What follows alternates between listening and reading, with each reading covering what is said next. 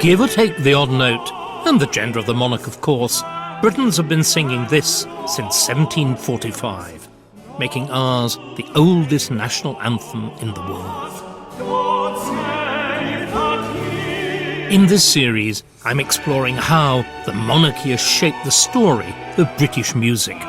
The 18th century produced more than its fair share of patriotic classics, yet this was a time when the monarchy had never looked more fragile.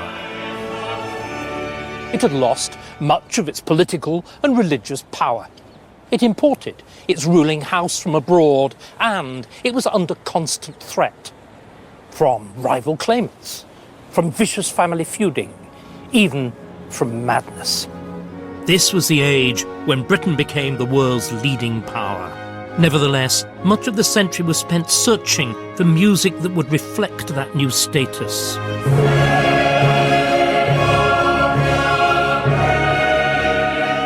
One musician would eventually rise to the challenge, writing music for the coronation, the royal fireworks, and operas and oratorios for British audiences. And yet, the man who gave Great Britain its musical voice came, like the new royal dynasty, from Germany.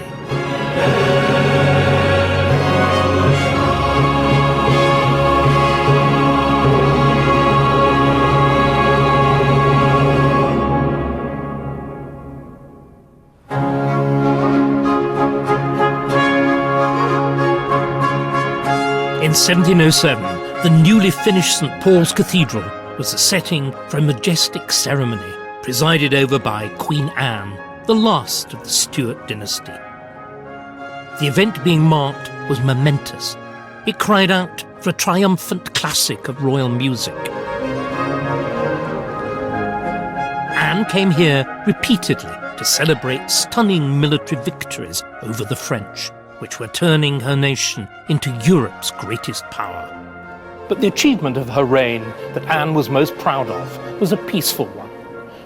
The union in 1707 of England and Scotland under a single crown and parliament. The result was no less than the forging of a new nation, Great Britain, and Anne celebrated by holding the grandest Thanksgiving service of her reign here in St. Paul's. No fewer than 3 composers were commissioned to provide the music: William Croft, John Blow, and Jeremiah Clarke. This is just a little of what they came up with.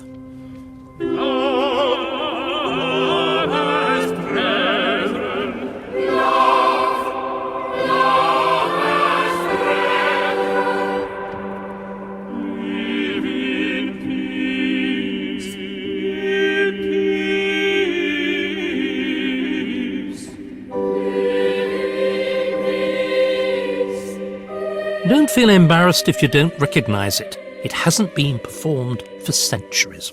This fragment by William Croft is in fact all that survived from the occasion. Love and peace, peace, peace shall be with you. The God of love and peace, peace shall be with you. The God of love and peace. So why, given the significance of the Act of Union in British history, has its celebratory music been so completely forgotten? Croft's anthem falls hopelessly short as the herald of a new nation. Now, there are excuses, of course. The words of lovers' brethren are banal and utterly fail to set the world on fire, as, rather curiously, did the event itself. The Act of Union of 1707 is of major political and constitutional significance. But that, unlike, say, some spectacular military victory, is hardly the stuff of musical inspiration. Hallelujah,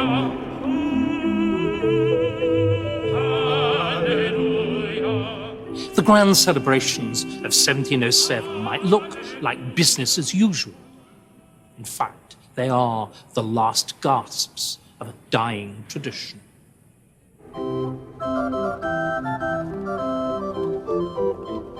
In earlier centuries, the very greatest English music had been created by the musicians of the monarch's personal choir, the Chapel Royal for Sacred Ceremony.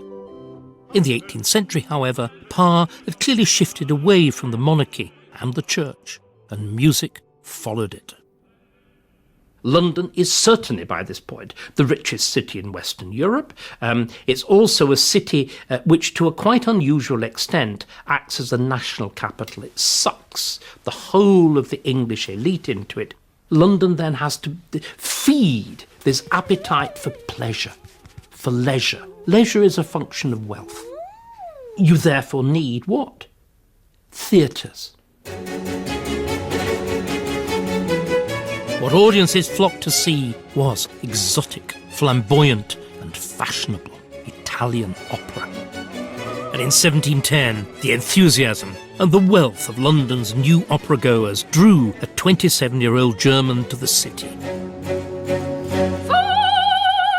Georg Friedrich Handel had spent 3 years studying opera in Italy. His debut work for the London stage was called Rinaldo, and it was an instant hit.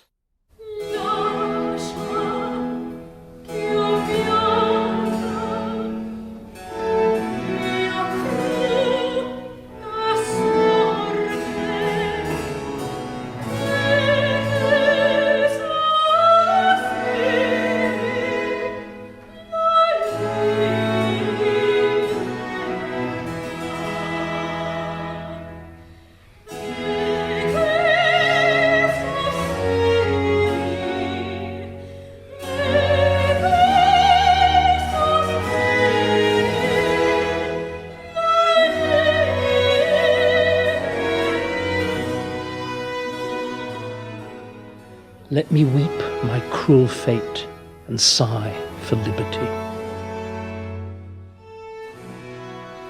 This great lament is sung by Almirana, the heroine of the opera, who's just been entrapped, along with the hero Rinaldo, by the snares of the wicked sorceress Armida, Queen of Damascus.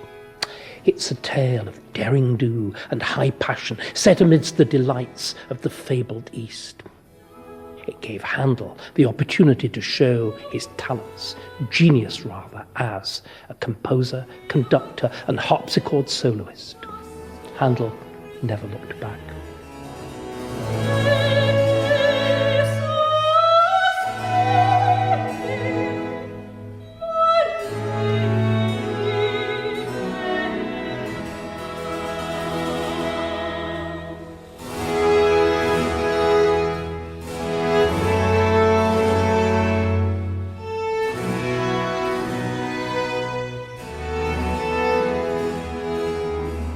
Rinaldo is the first Italian opera to be specifically written for the English stage.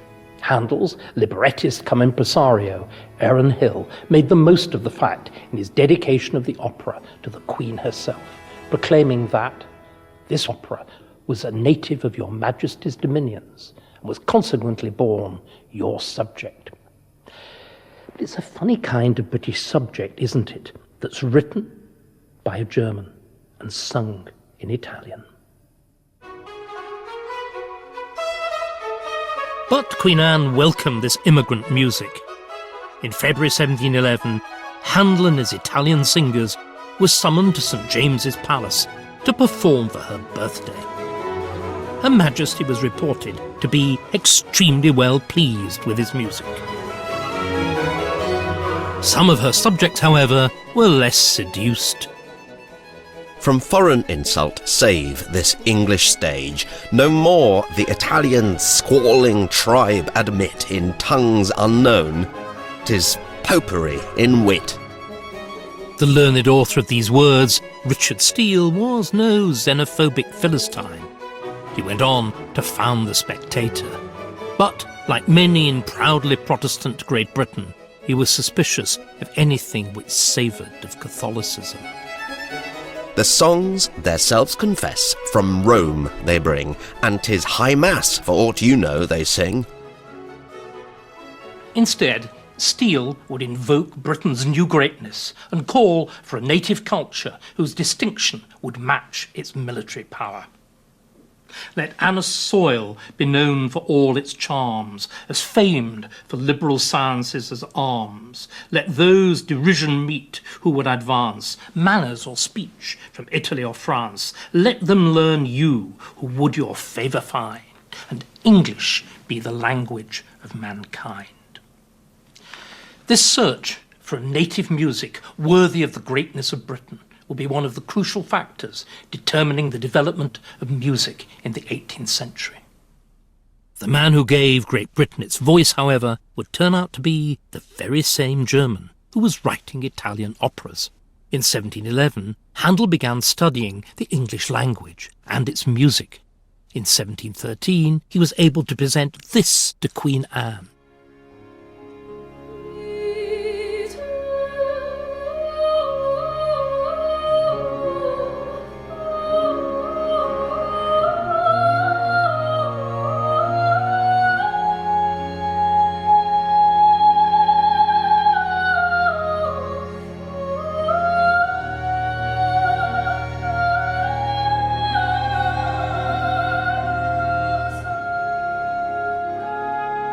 This is the English, or rather, the Anglicised Handel. Eternal source of light divine is a birthday ode, which is an English form. The words are English by the sentimental poet Ambrose Phillips. Even the musical forces were English too, as Handel originally wrote this for a favourite countertenor of the Chapel Royal, accompanied by trumpet in the manner of Purcell. But the melodic genius, which has led the piece to be appropriated by great sopranos and sung with gusto like this, was Handel's own.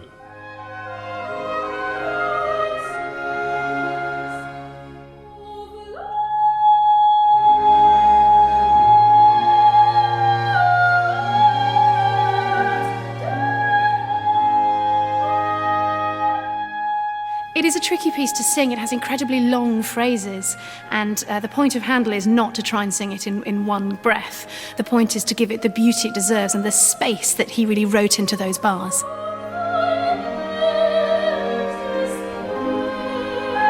It was written very much in the English style. Handel is pretty much trying to emulate Purcell, and you can really hear that in the simplicity of it. There's a lovely distance between the singer's notes and those of the orchestra, and I think that gives you a lovely gap, which is so typical of English music. English music just has a depth and yet a simplicity, a sort of transparency, which the Italian music tends to fill with notes.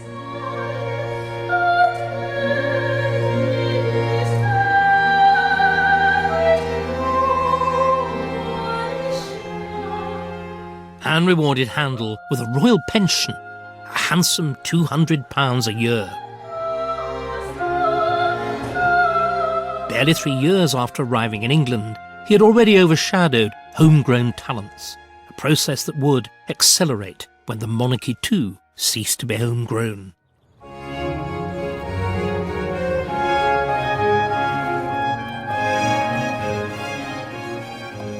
In 1714, another German stepped off the boat here at Greenwich. In July, Queen Anne had died, aged 49, without having produced any children who lived to adulthood.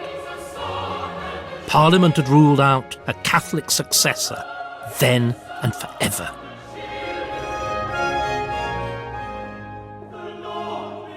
So the new King of Great Britain was Georg Ludwig, Elector of Hanover, and, as James I's great-grandson, Anne's closest living Protestant relation.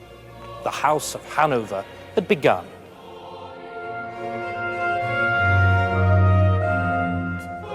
This allegorical wall painting shows George arriving here in a Roman triumph.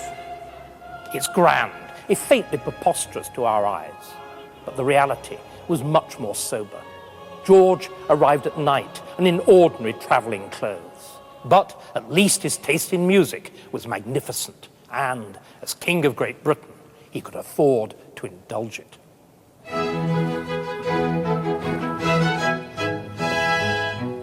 On July the 17th, 1717, King George headed down the river in a royal barge. Next to his boat travelled another barge with 50 musicians. It was the premiere of Handel's water music.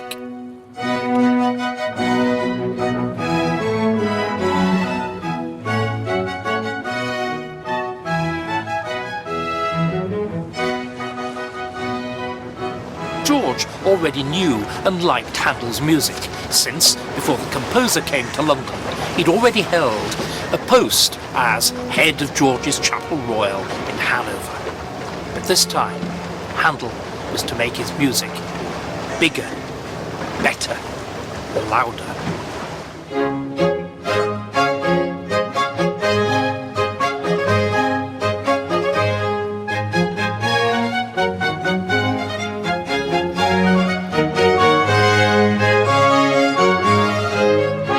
Handel cleverly scored the music with instruments loud enough to carry across the water. Trumpets, oboes, bassoons, flutes and violins. For volume and novelty value, he also used German hunting horns.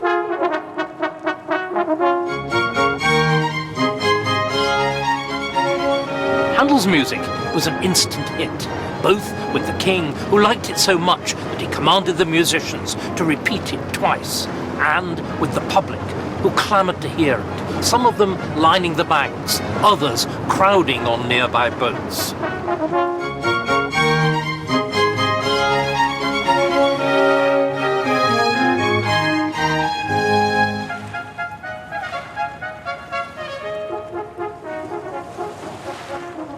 The scene must have resembled this later Canaletto image of a regatta on the Thames. The water music is a masterpiece. It's also perhaps the first example of royal music being used in a spectacle which had no spiritual or even very much obvious ceremonial purpose. Instead, what George had done was to take the River Thames here and to turn it into a theatre come concert hall with himself and his subjects as an enthusiastic audience. It was a turning point. For George and his Hanoverian successors, royal ceremony and its musical accompaniment, deprived of any kind of religious or even very much national raison d'être, would become merely gloriously theatrical. And it was in the theatre that King George would spend much of his time.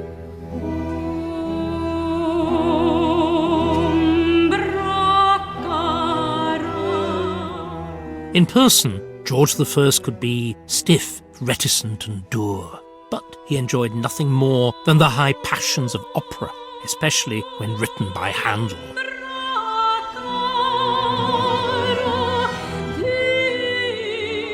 During a single season, George attended half of the 44 opera performances at the King's Theatre in London's Haymarket. In Hanover, George had been unable to afford his own court opera. The London Theatre, however, provided new commercial opportunities for sponsoring his favourite kind of music.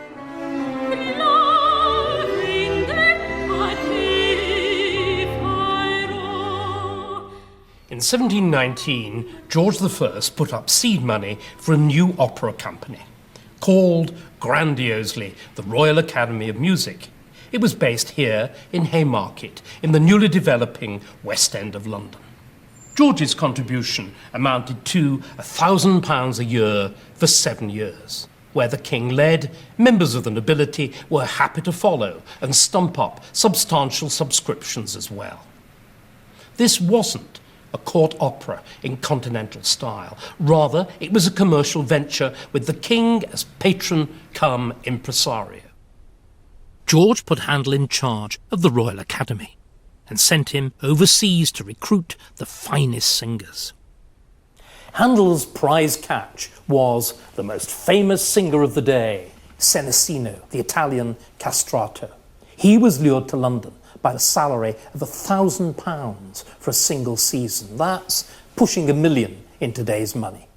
But then Senesino had paid the ultimate price himself, castration before puberty, which left him with abnormally long limbs and a voice of childlike purity and manlike power.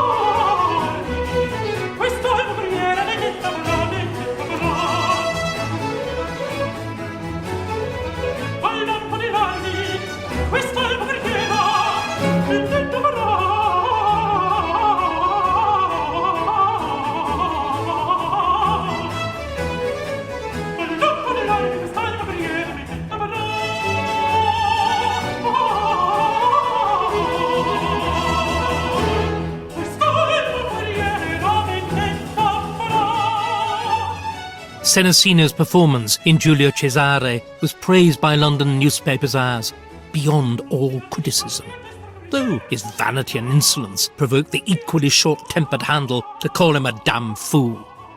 He certainly pulled in the crowds, however, appearing in 13 Handel operas during his first 8-year stint in London.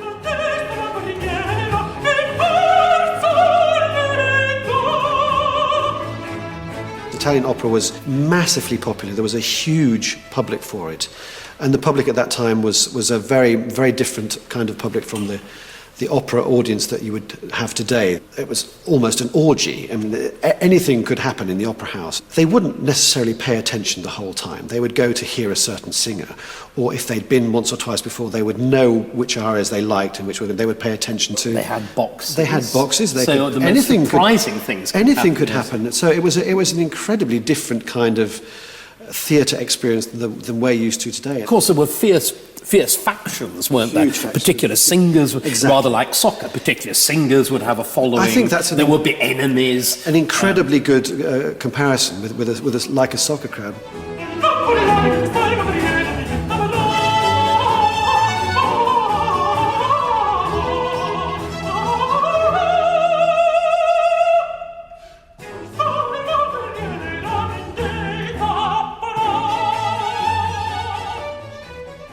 Handel wrote over 40 operas. In the earlier decades of the 18th century, the royal and aristocratic appetite for Italian opera was insatiable. Moreover, the desire for novelty meant that composers had to come up with new works all the time. Fortunately, Handel was well suited to this kind of environment, as he was able to knock out an Italian opera in a matter of weeks rather than months.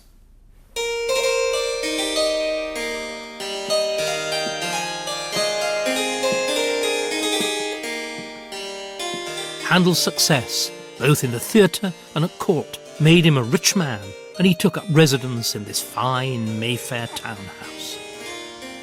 He'd embraced life in Britain, just as Britain had embraced his talent. The same could not be said, however, for the monarch he served.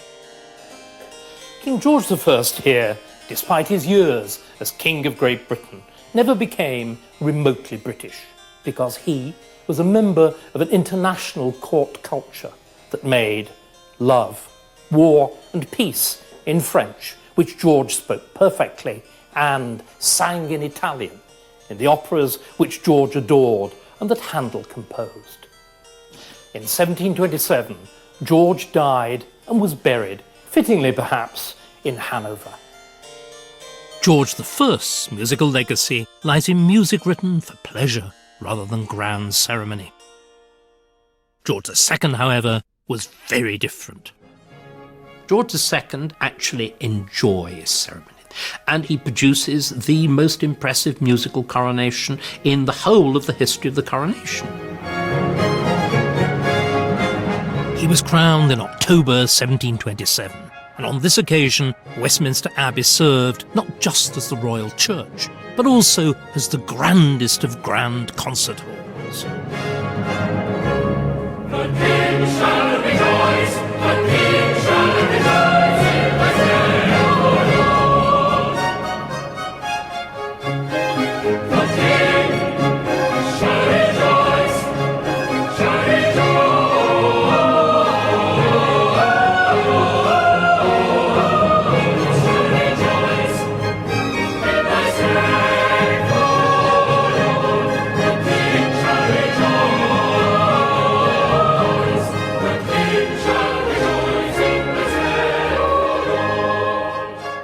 There were two contenders to write the music: Dr. Maurice Green, the newly appointed Master of the King's Music, and Handel. Precedent dictated that Green should get the task as a leading member of the royal musical household, but Handel was well placed too. And also, perhaps not coincidentally, he'd just been naturalised as a British subject. But what determined matters were George II's characteristically violent prejudices. According to his grandson, George III, he considered poor Green to be a wretched, little, crooked, insignificant, ill-natured writer, player and musician, forbade him absolutely to have anything to do with the coronation music, and instead gave the honour to Handel.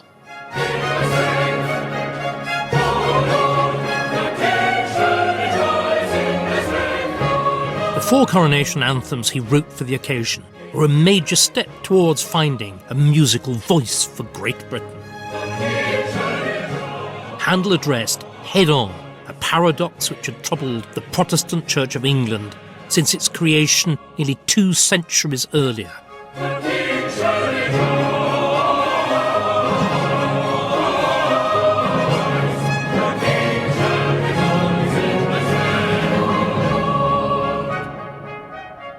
The English Reformation, with its single-minded emphasis on the pure, unadulterated Word of God, had been the great enemy of music. Handel changed all that. More imaginatively than any Englishman, he responded to the power and poetry of the key texts of the Church of England to invent a new musical language. The texts of the coronation anthems were traditionally taken from those two great achievements of the English Reformation, the Book of Common Prayer and the King James Bible. The verses were re-edited by the Archbishop of Canterbury to suit the circumstances of each coronation.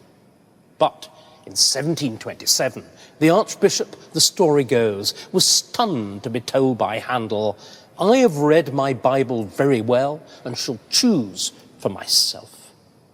And he did, ruthlessly editing down the texts and rearranging the verses to serve his own musical ends. He was searching for words and ideas that were royal and that he could then orchestrate royally.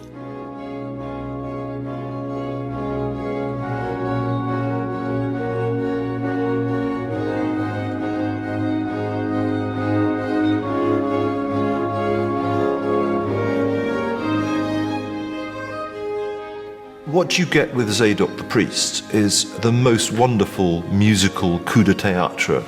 You get a very, very long, sort of slow-burning introduction, which has an immediate sense of dignity and a sort of gliding, undulating, pulsating, building up musical tension through harmonic means.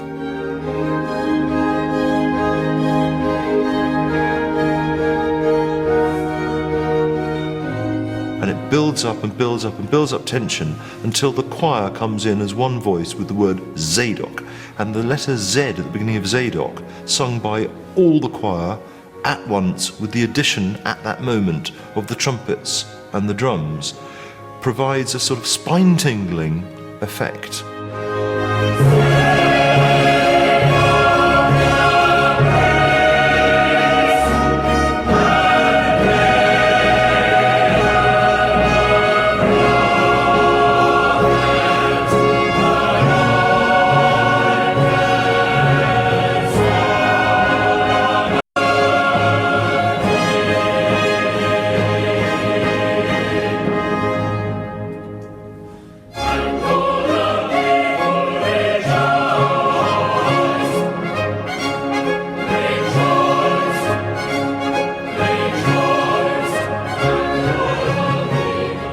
Combination of this majestic musical language with English biblical texts was one that Handel would return to for the rest of his career, most famously with his oratorio Messiah. It would prove as glorious in the service of the heavenly King as it did here for the Hanoverian monarchy. Rejoice, rejoice.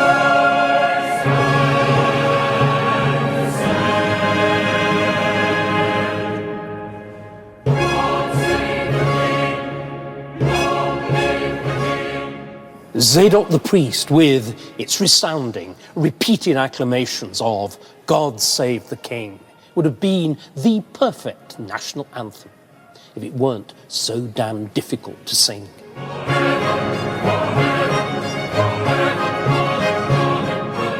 Indeed, for several decades following, it served much the purpose of the yet-to-be-written national anthem and headed the programme at countless concerts where it was described as the coronation anthem, or even the anthem God Save the King.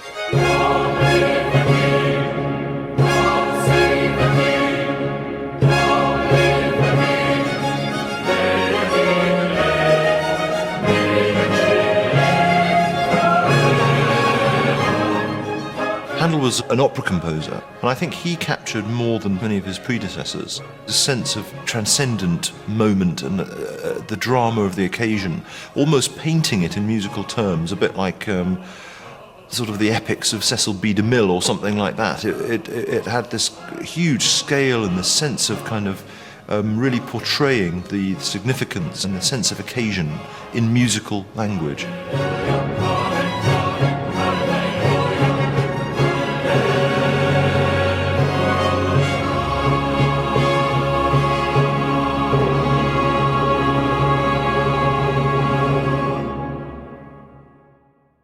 George II's coronation was remarkable not only for its magnificent music, but for the conspicuous absence of George's son and heir, Frederick, who had been banned from attending. Frederick loved music. He's pictured here playing the cello in front of the palace he made his own, Kew. He had rather less love for his parents. They clashed about everything from the size of Frederick's allowance to politics. So when, in 1740, Frederick commissioned a new musical work, he did not employ his father's favourite composer, Handel. Instead, he chose Handel's closest rival, Thomas Arne. Like Handel, Arne wrote for the theatre. Unlike Handel, his productions were in English, and he was too. Arne wrote the music for a private entertainment staged in the grounds of the prince's country estate, Cliveden. The event was supposed to celebrate the birthday of Frederick's 3-year-old daughter, Augusta. In reality, it had much more to do with Frederick's own political ambitions. Now, openly estranged from his father, George II, Frederick was keen to establish his own political identity. So he launched a carefully orchestrated campaign to present himself as the Patriot Prince, supporting a ruthless expansion of British power abroad.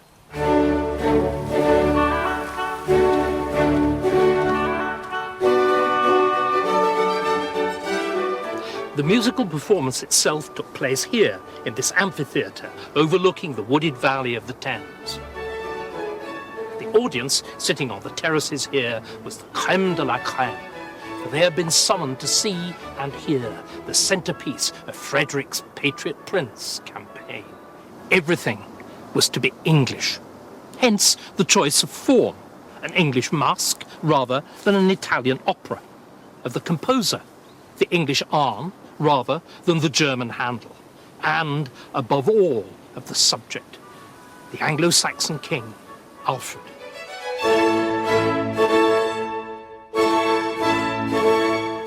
Alfred was cultured and learned.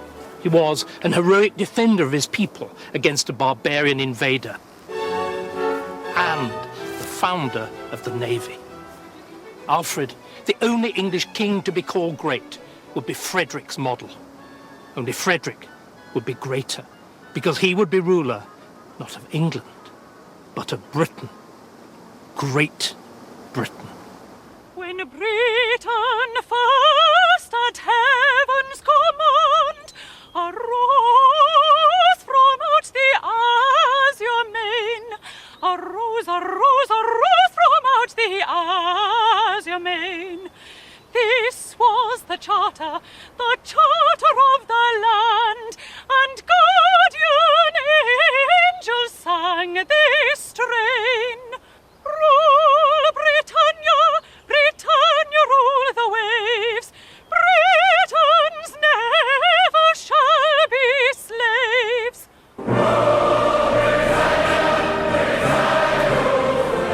When Rule Britannia is sung at the last night of the proms, it seems like a straightforward, if tub-thumping, expression of national pride. Few now realise, though, that it was created to criticise, not celebrate the reigning monarch.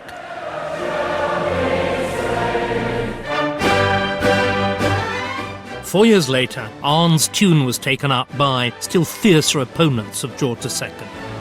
It was sung by a rebel army marching south from Scotland, who wanted to put a Catholic king back on Britain's throne in the form of Bonnie Prince Charlie.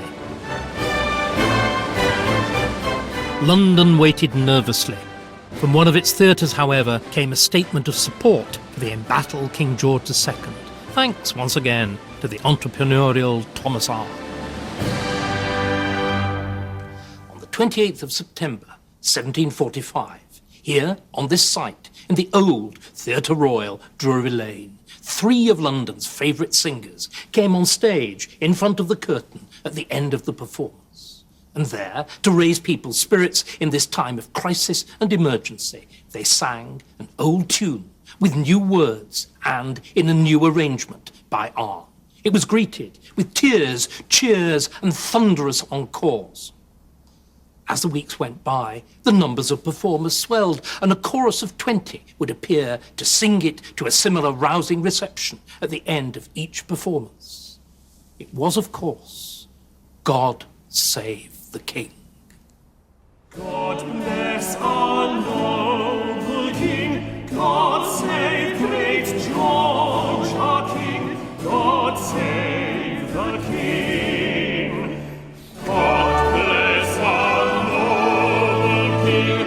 God save great George our King. God save the King. Send him victorious, happy and glorious, long to reign over us. God save the King. Send him victorious, happy and glorious, long to reign over us. God save the King.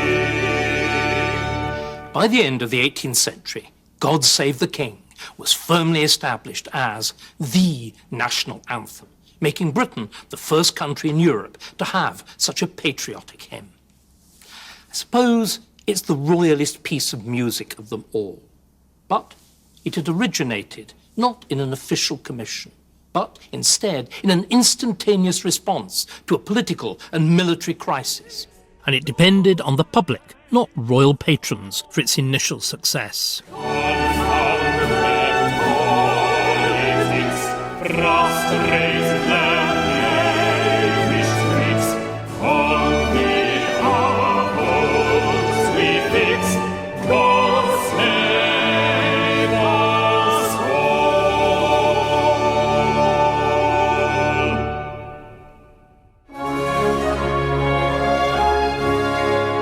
Public taste also determined the initial success of a work which was first heard 3 years later, not in court, nor at church, but in public parks.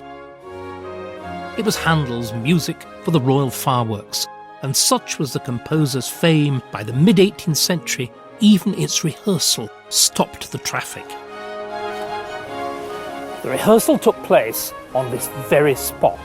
Now it's a scrubby patch of green. Then it was the heart of the Vauxhall Pleasure Gardens, whose verdant avenues and pretty pavilions were the principal place of public entertainment in 18th century London. On the day of the rehearsal, London came to a standstill. There was a 3-hour coach jam on London Bridge as some 12,000 people struggled to get here. 12,000 people. That's probably the largest audience that had yet listened to a piece of music anywhere in Europe.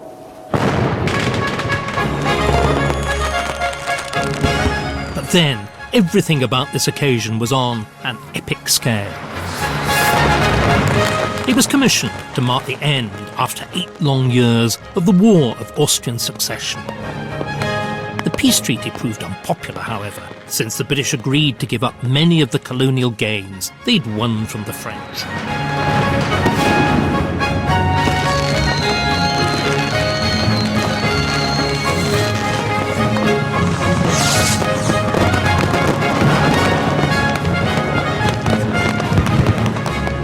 To win over sceptical popular opinion, the government turned to the well-tried technique of bread and circuses and decided to throw a grand fireworks party. It was a theatrical idea that was executed in a thoroughly theatrical fashion. A 400-foot-long set was built in Green Park, the site of the official celebrations. Presiding over it all was a giant sun representing George II and proclaiming Vivat Rex, long live the king. Actually, neither the event nor the music were the monarch's idea. But once Handel had been commissioned, George made it clear what he wanted: martial music. Handel responded by scoring it for 3 pairs of kettle drums, 9 trumpets, 9 horns, 24 oboes and 12 bassoons. He described it as a grand overture of warlike instruments. It might seem a paradoxical choice for celebrating a peace treaty. But George was a king who'd seen battle, the last British monarch to do so when he personally led the troops at Dettingen in 1743. He sees himself as a soldier. He wants his monarchy to have the sound of a soldier king, to have the sound of the drums and the trumpets and the horns that lead men into battle. Despite Handel's efforts, however, the fireworks themselves were rather less than a triumph. The king inspected the gigantic set as Handel's music played. Then the fireworks themselves began.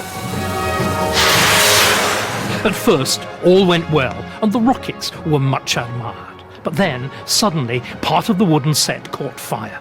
With great difficulty, it was extinguished, but the delay threw the whole timing out, and the event, which had aroused such expectations, dribbled on to an inglorious close. The royal fireworks had begun as theatre. They ended as farce. In the midst of the chaos, however, Handel's music had established, beyond doubt, another characteristic of Great Britain's musical identity: a love of brass, volume, and all things military.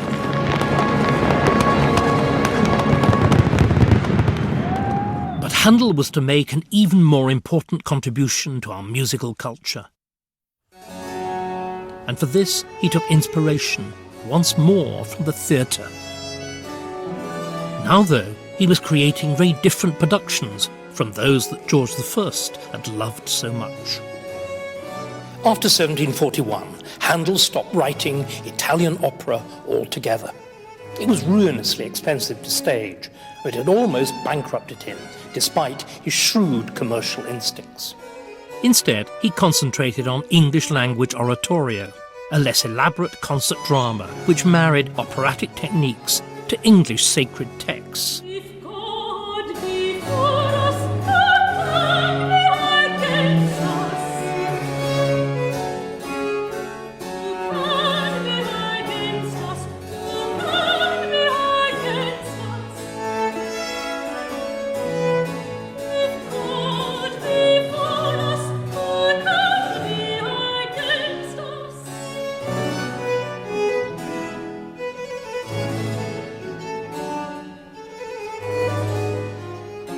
Who shall lay anything to the charge of God's elect? Of God's elect? Usually performed without sets, costumes, or action, the oratorio was much cheaper to stage. It could be performed on religious feast days when the theatres were otherwise dark. Of God's elect? Whilst the biblical stories on which it was normally based, appealed to the religiosity of an important new audience, not to the immoral cosmopolitan aristocracy who'd been the great patron of Handel's Italian operas, but instead to the ever more prosperous, numerous, and politically powerful middle class who grew and thrived in the long economic boom of Georgian England. These people were English, and they were proud of it.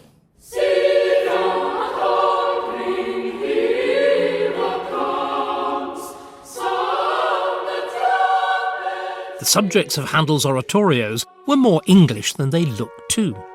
On the surface, Judas Maccabeus was the story of an Old Testament military leader who heroically defeats rebellion and unites a doubting people.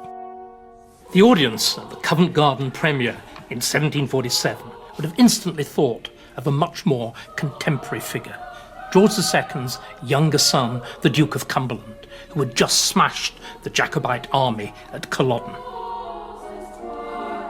The parallel is made explicit in the dedication, which refers to the Duke as truly wise, valiant, and virtuous commander. Handel's oratorio had given voice to the nation's sense of triumph and relief far more effectively than any Thanksgiving service.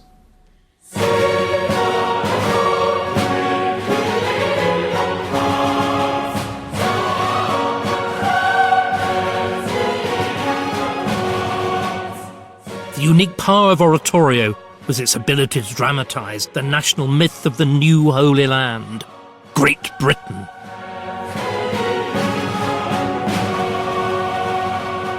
For season after season at the London theatres, Handel would present a new instalment of the story of God's chosen people, of the righteous struggle of an elect nation. In defense of your nation, religion and laws, your mighty Jehovah will strengthen your hands. In defense of your nation, religion and laws, the almighty Jehovah will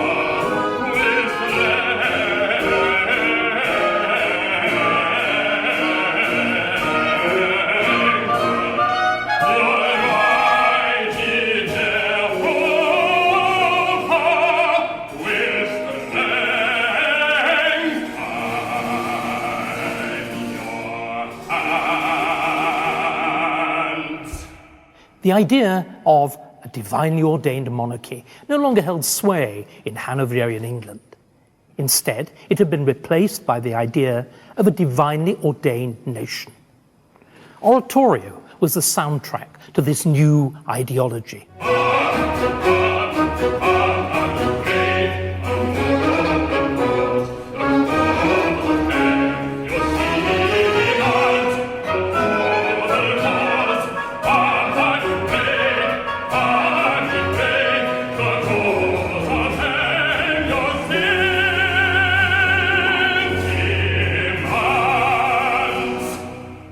Oratorio combined religious zeal with a strident national pride.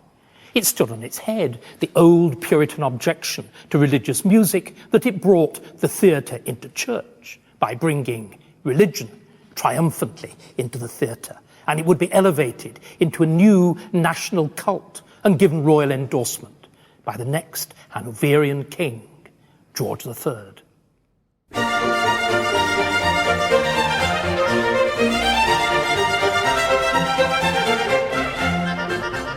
Unlike the previous Hanoverian monarchs, this King George was actually born in Britain.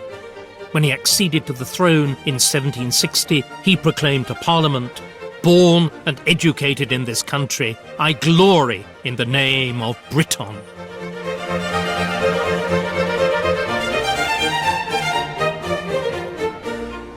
George III believed that Britain should be as preeminent in the arts as in military power. And Somerset House, in whose magnificent courtyard I'm standing now, is the monument to his cultural ambitions. The North Block was built at George's insistence as a kind of clubhouse come exhibition space for the elite of Britain's scientists, artists and historians.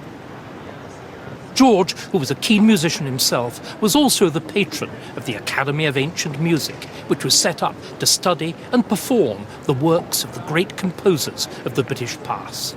And, incomparably, the greatest of them all in George's view was Handel.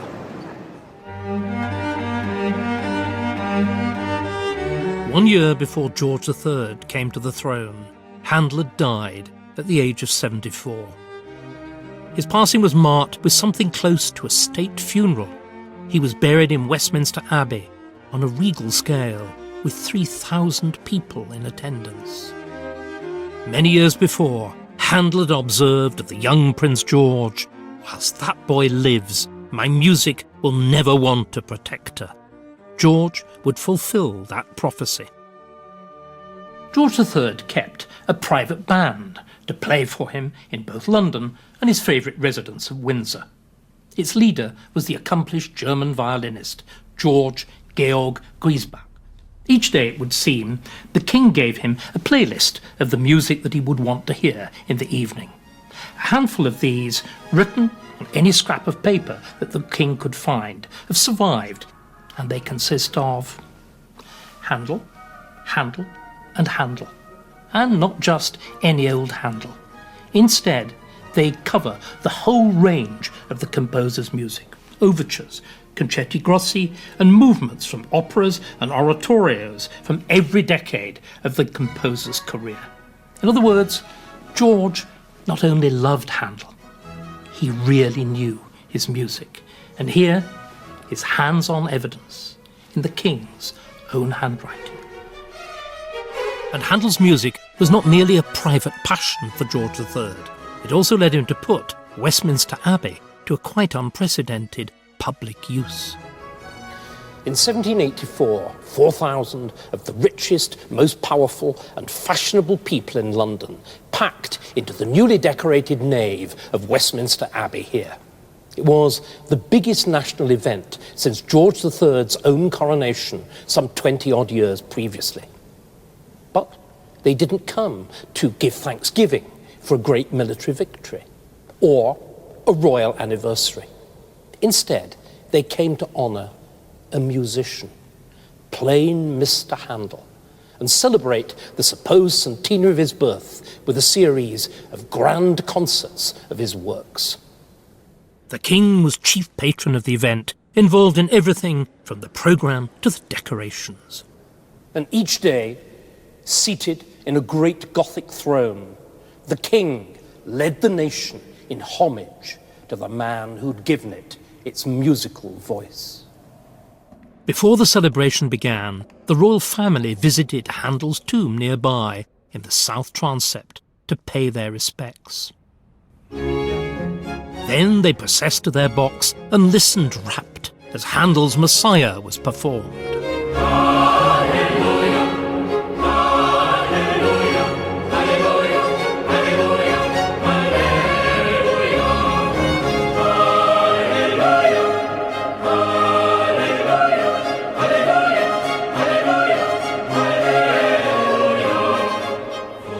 There is a story that explains why, by the later 18th century, it was customary, when there was a performance of Handel's Messiah, that you actually rose for the Hallelujah chorus.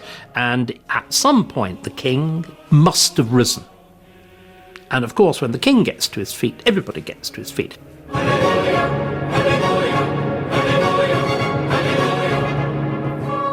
The reversals are astonishing. Music at the Abbey had once honoured kings. Now the king led the nation in worshipping music.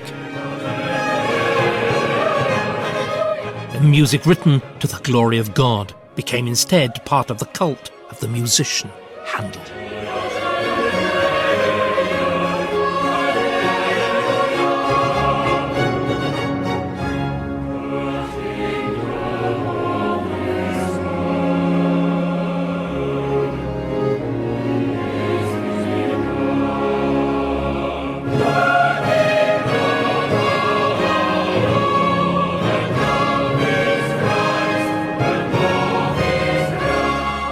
The 1784 celebrations featured 250 singers and 250 instrumentalists.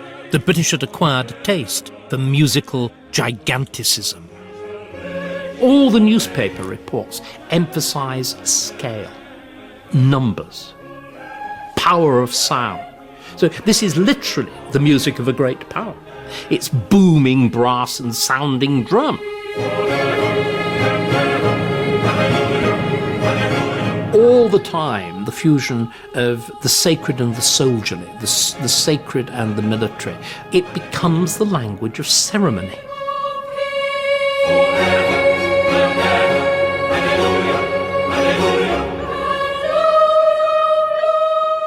The commemoration was repeated at the Abbey in following years with ever-growing numbers of musicians, and then replicated across the country. To this day, of course, Messiah is a favourite of British choirs everywhere.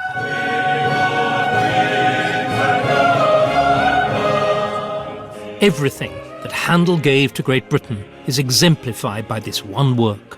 Above all, the way he uses the music to serve the power and majesty of the English language itself.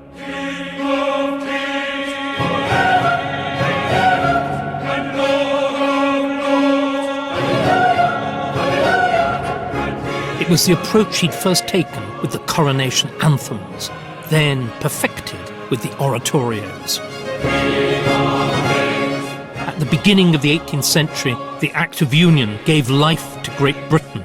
By the end of the century, the new superpower had, at last, found its musical voice, thanks to Handel and his royal patrons.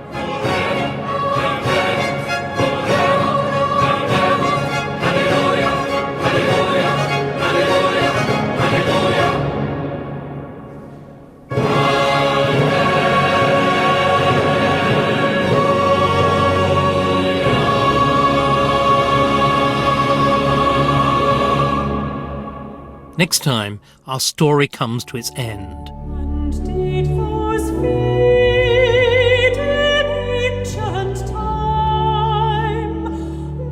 The monarchy rediscovers its sacred role in response to scandal and crises. Royal pageantry is reinvented with spectacular success, and royal patronage creates the greatest generation of British composers for several centuries, and defines the sound of a nation in the age of imperial power.